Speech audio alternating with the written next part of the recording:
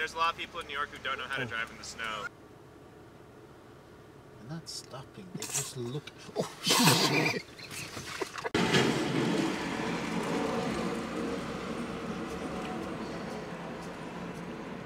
Still expecting about a foot or two of snow. I think in and around the New York City area is probably going to be closer to the foot, maybe a foot and a half.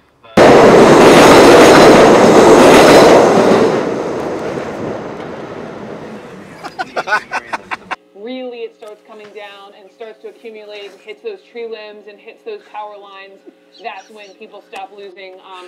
Starting to drift down, and for the most part, we've heard that travel ban from the governor, saying midnight travel ban, no one on the road except for emergency vehicles, and some members of the media like us. At the New York State Police have 50 4x4 vehicles, 8 all-terrain vehicles, and they too are prepared to help residents as this storm continues to settle into this region and beyond.